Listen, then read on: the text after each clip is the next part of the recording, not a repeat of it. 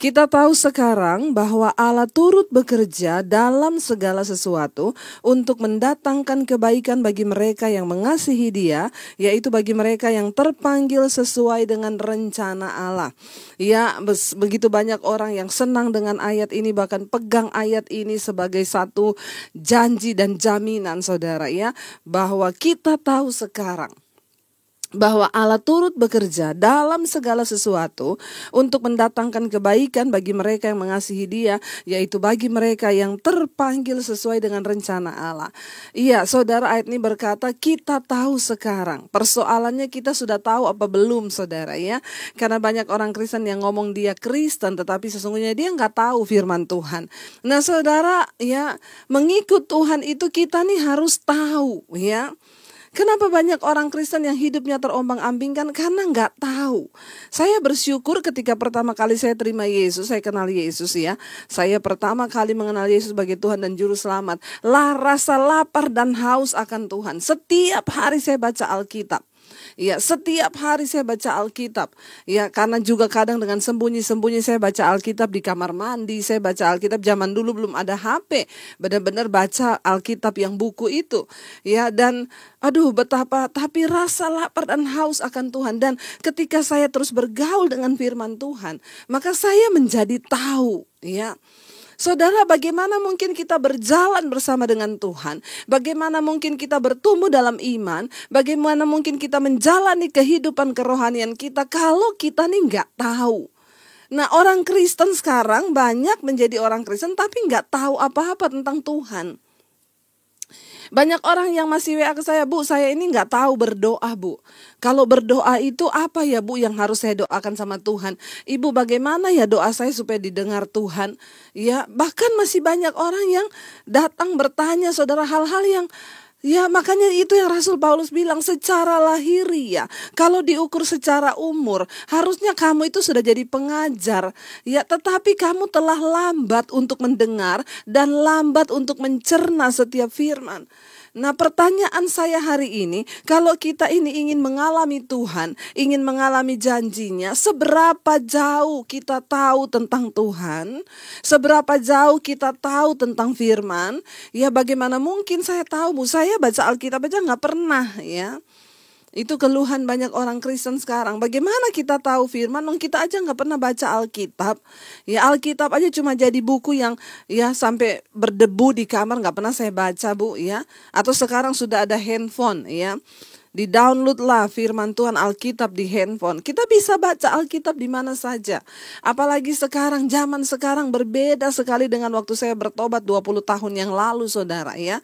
Tahun 95. Itu belum ada handphone, belum ada YouTube. Ya, TV aja kita nonton cuma satu channel TV, ya, TVRI. Nah, bagaimana saudara kita ini bisa memiliki pengetahuan zaman sekarang ini sudah begitu banyak. Ya, makanya kalau ada orang yang datang bertanya kepada saya, Bu, maksud ayat ini tuh gimana ya, Bu? Tolong Ibu terangkan. Saya bilang saya tidak punya waktu menerangkan satu ayat per satu ayat. Kalau yang masuk 1000 orang, begini, sekarang ada Google, sekarang ada renungan di internet. Saudara tinggal buka aja maksud ayat ini apa.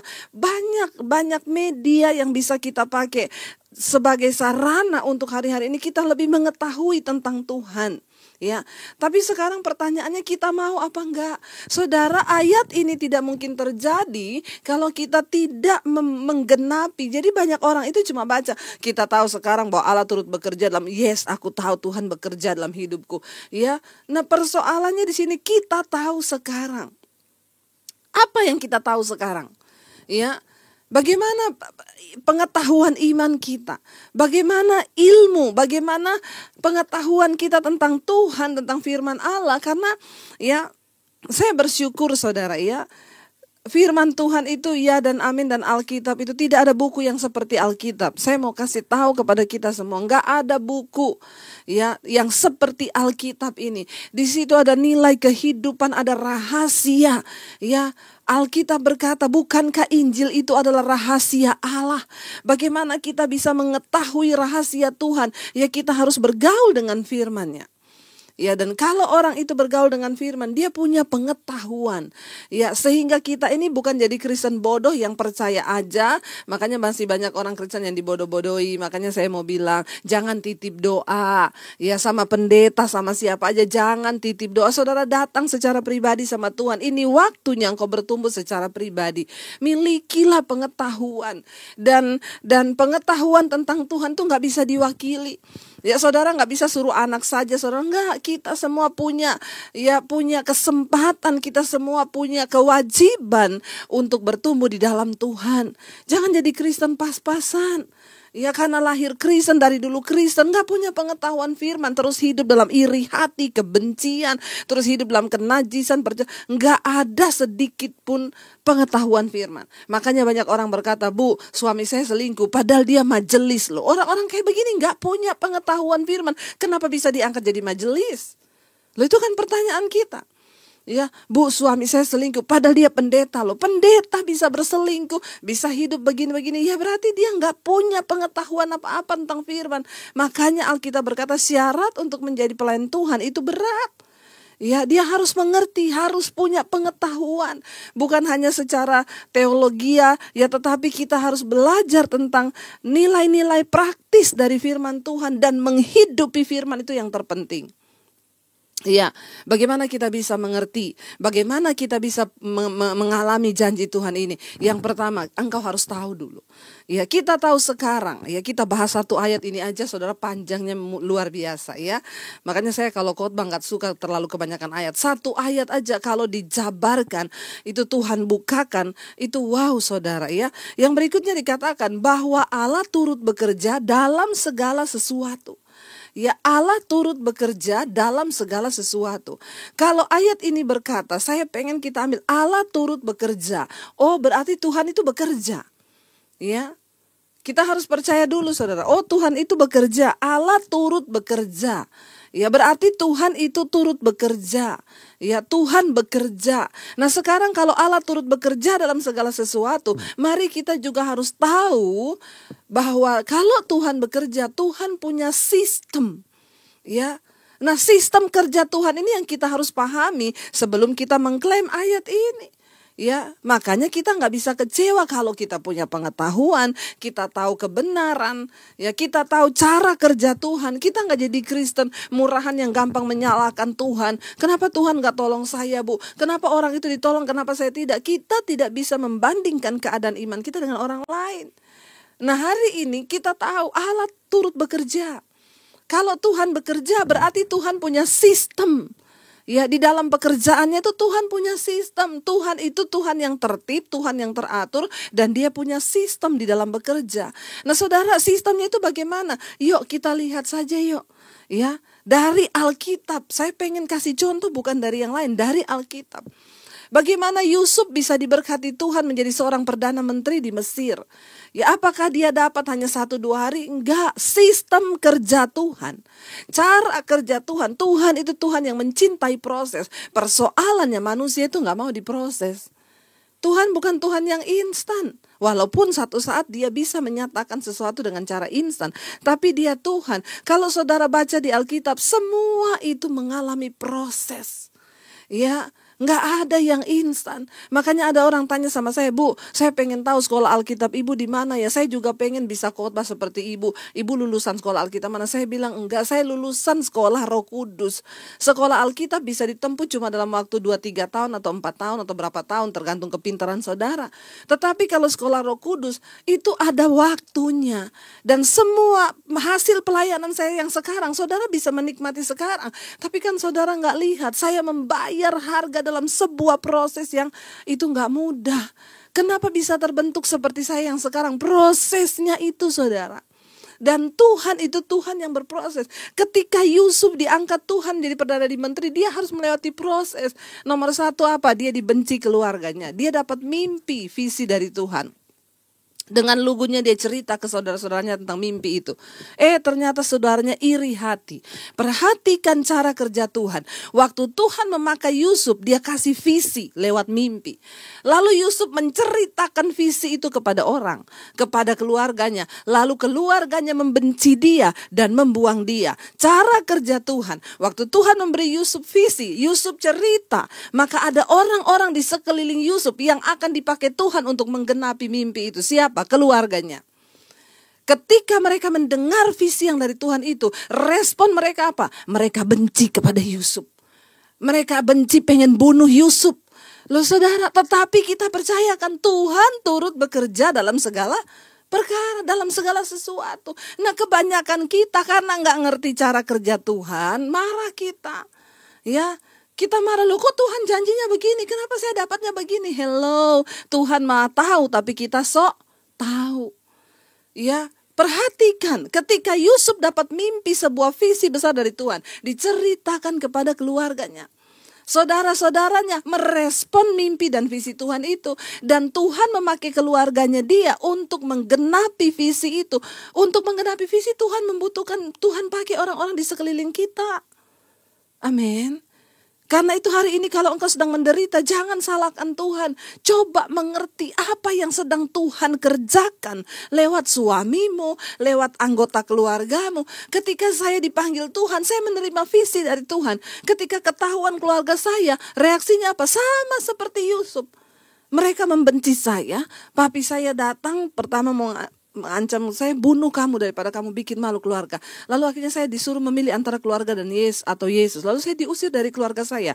Saudara, kalau saya tidak, waktu itu saya tidak mengerti kenapa Tuhan kan bisa ubah keluarga saya untuk menerima itu, tapi enggak. Tuhan memakai keluarga saya untuk menggenapi panggilannya atas hidup saya, sehingga saya harus diusir dari rumah. Makanya berkali-kali saya berkata, saudara, ya dulu waktu saya tidak mengerti, saya berkata begini, Tuhan, kenapa sih saya harus diusir? Sekarang ketika saya mengerti jalan Tuhan, saya bilang terima kasih Tuhan waktu itu saya diusir. Kalau saya nggak diusir, saya tidak jadi seperti ini sekarang, saudara. Amin.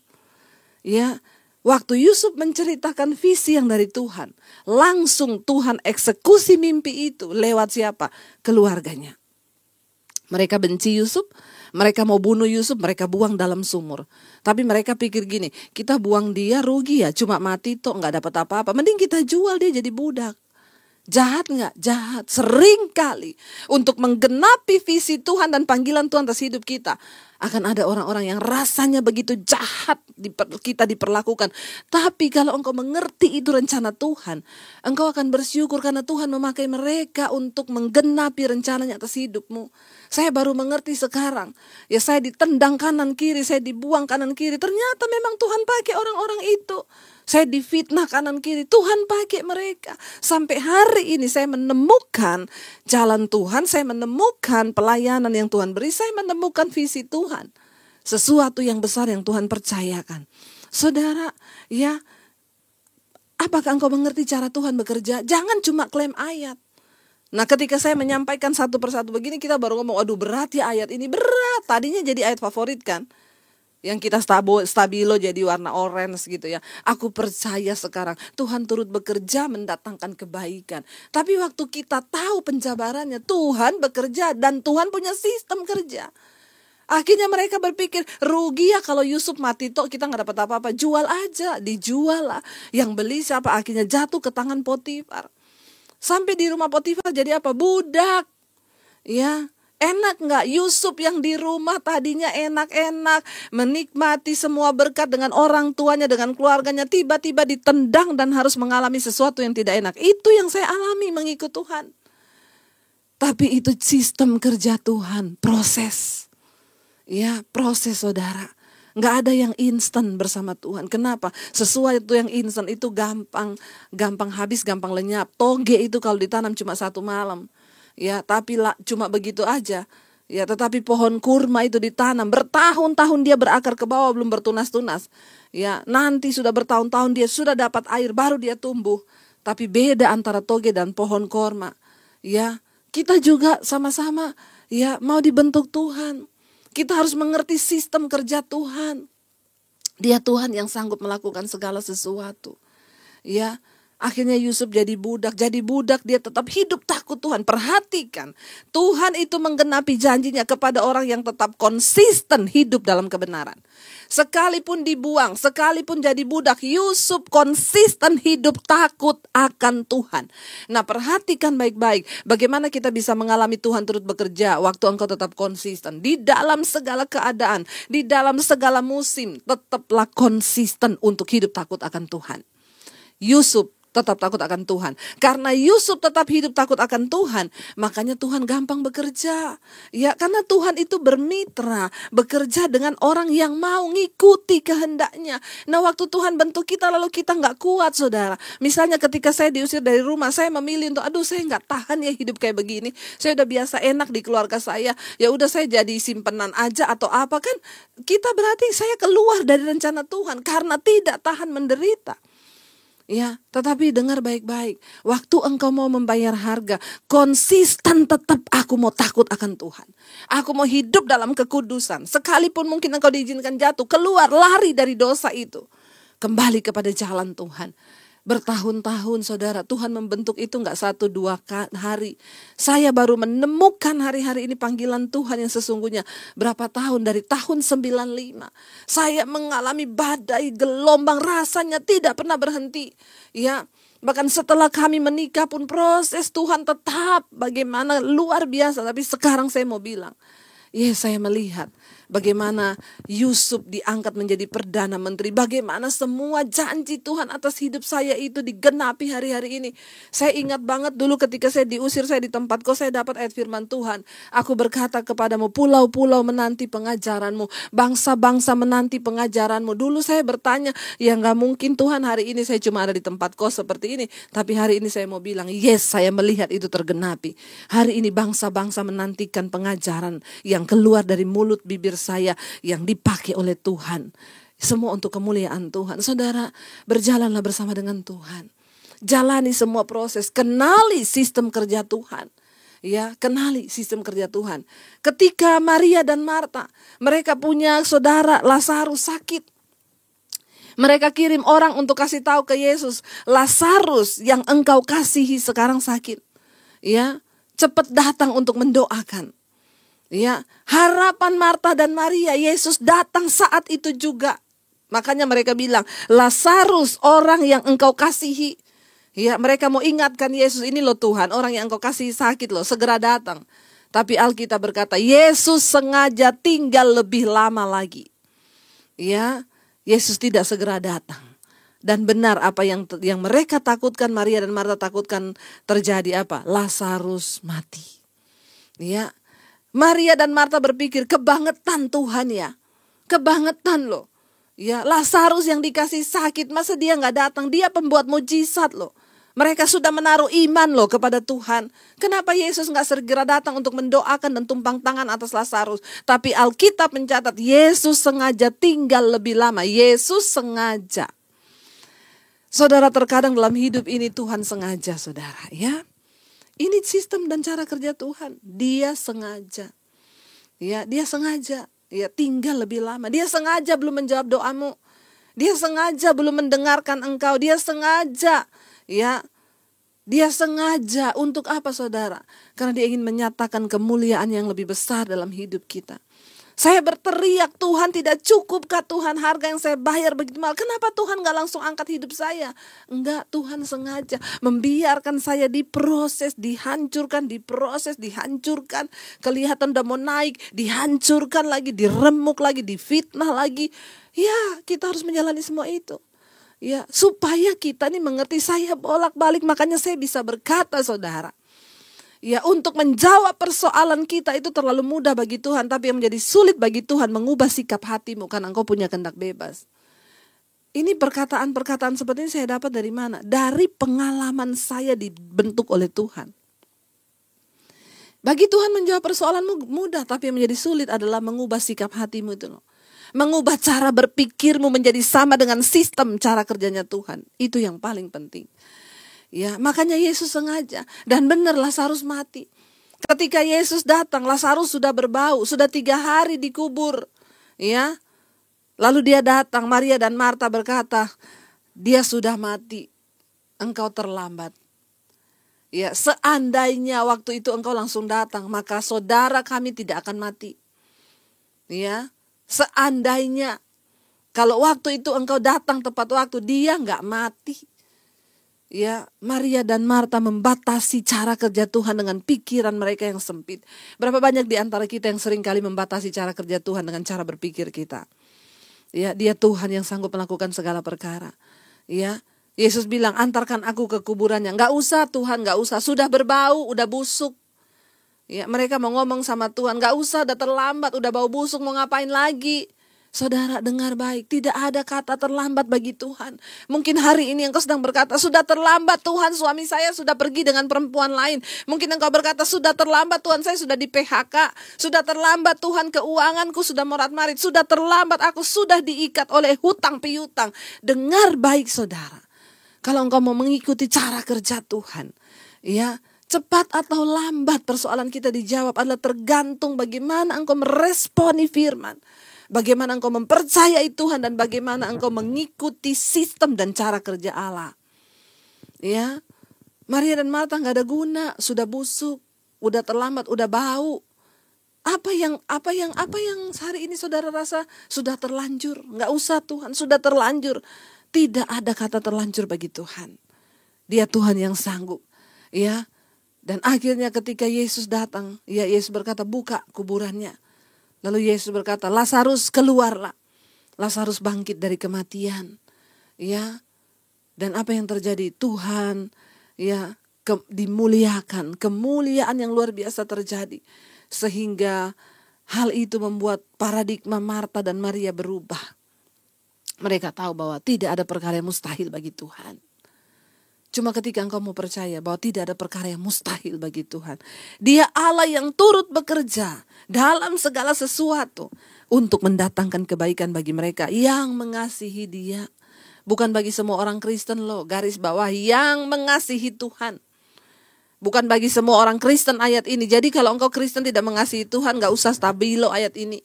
Tidak berlaku bagimu saudara.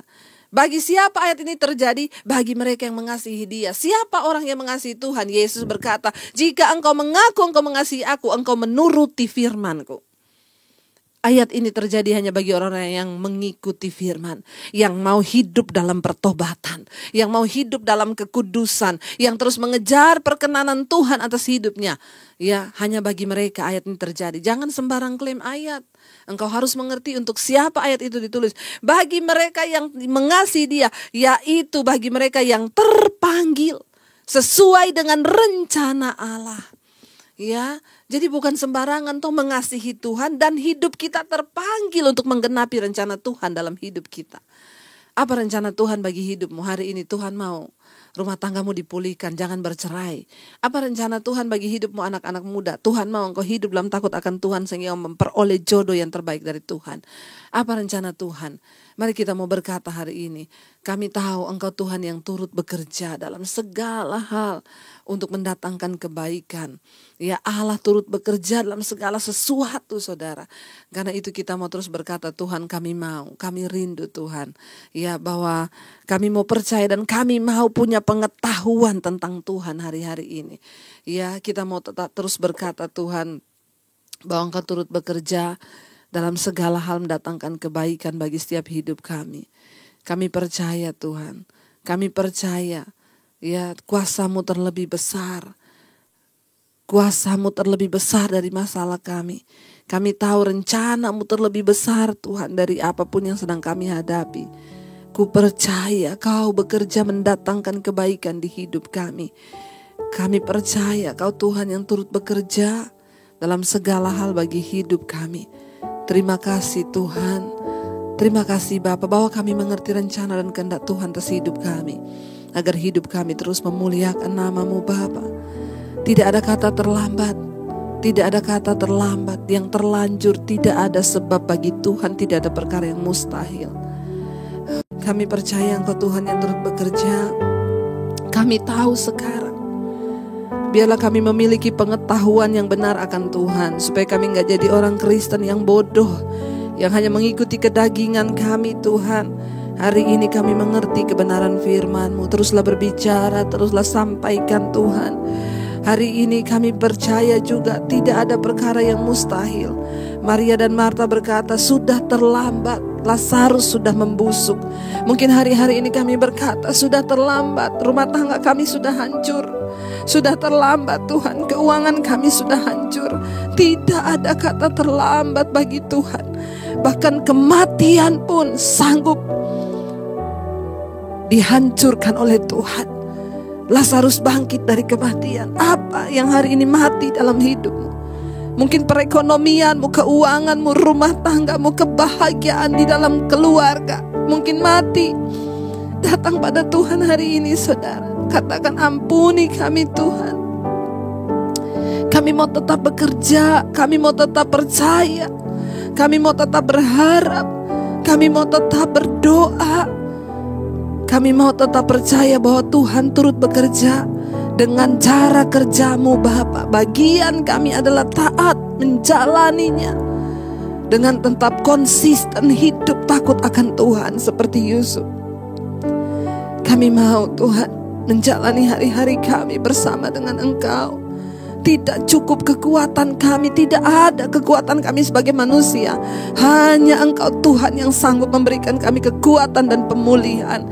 Engkau yang sanggup menyembuhkan, Engkau yang sanggup memulihkan. Mari saudara angkat tangan di tempatmu, saya akan berdoa. Engkau melihat setiap tangan yang terangkat Tuhan. Mereka membutuhkan Engkau. Mereka membutuhkan Tuhan bekerja dalam kehidupan, persoalan rumah tangga, bahkan apapun yang sedang mereka bawa hari-hari ini. Ajar kami mengerti dan tahu Tuhan Engkau bekerja dalam hidup kami. Hamba berdoa bagi setiap mereka yang mengangkat tangan. Kami tahu, angkat imanmu hari ini saudara. Katakan, kami tahu Tuhan bekerja bagi kebaikanku, bagi rumah tanggaku, tidak ada yang mustahil. Tuhan bekerja bagi keuanganku, perekonomianku, bahkan hutang piutang, tidak ada yang mustahil. Tuhan sanggup membuka jalan. Bapa berkati setiap mereka yang mengangkat tangan, dan Engkau menjadi jawaban. Terima kasih buat hari ini. Iman kami taruh kepadamu saja Bapa, bukan kepada yang lain. Kami juga terus melepaskan berkat bagi Indonesia. Shalom Indonesia, damai sejahtera-Mu Tuhan turun bagi bangsa ini. Kami ikat segala roh anarkis, kerusuhan, roh kekerasan di dalam nama Tuhan Yesus. Berkati Presiden Jokowi dan Ma'ruf, amin. Kami percaya tangan Tuhan terus terulur bagi bangsa ini. Kami membuka hati dan tangan kami di hadapan Tuhan. Terima kasih buat hari ini, buat firman-Mu. Setiap persoalan masalah kami tahu ada jawaban di dalam nama Yesus. Mari buka hatimu, tanganmu untuk menerima berkat Tuhan. Diberkatilah engkau dalam kehidupanmu, diberkati rumah tanggamu, diberkati pekerjaanmu, diberkati keluar masukmu, diberkati keuanganmu. Tuhan akan mencukupkan semua yang kau butuhkan. Bahkan engkau akan menjadi berkat bagi banyak orang. Terimalah kiranya berkat dari Allah Bapa, cinta kasih Tuhan Yesus Kristus, penyertaan manis Allah Roh Kudus menyertai hidupmu mulai dari hari ini bahkan sampai kali yang kedua Yesus datang menjemput kita semua. Namamu tercatat di dalam kitab kehidupan. Dalam nama Yesus yang percaya diberkati Tuhan, katakan bersama, amin, amin.